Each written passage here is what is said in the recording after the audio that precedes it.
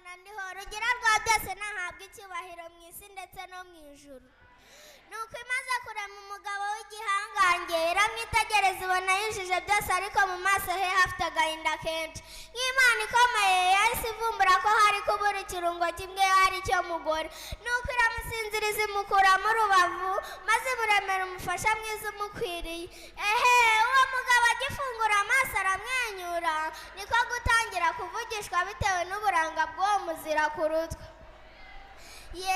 Adamu agihuza amaso na Eva, niko guhita afatwa n'ikibatsi cy'urukundo, maze imitoma irigaragaza ati, uri akaro ko mu mara yanjye, uri n'akagufwa ko mu magufwa yanjye.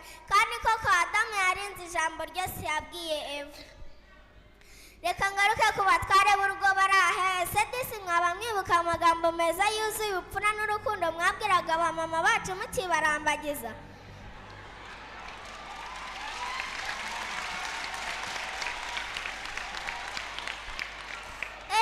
Ndababajije ndi umwana mutoya, ese muracyabakunda nka kera cyangwa isosi yaguyemo incisho?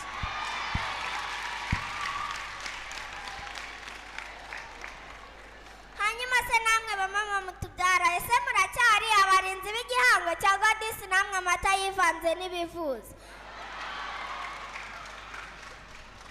Babyeyi b'abamama muri hano uyu munsi ndashaka kububakira kandi nta kiguzi imbaga. Dore izi ntare mu muryango ndavuga ba papa wacu, erega ntibagoye, mwumvise neza rwose ntibagoye pe. Icya mbere nzibakunda ni icyubahiro, iyo umugabo umuhaye icyubahiro waguha byose. Icya kabiri nzibakunda ni isuku. Icya gatatu nzibakunda cyane ni ibiryo biryoshye. Batwara b'urugo namwe rwose ndabinginze mwisharirire abagore banyu ndetse n'abana banyu mwitwaje icyubahiro Imana yabahaye, ahubwo icyo cyubahiro nimugikoreshe mugiha Imana.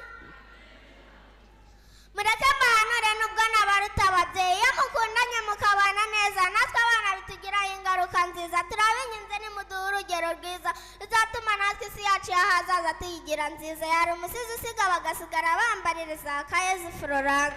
Hallelujah.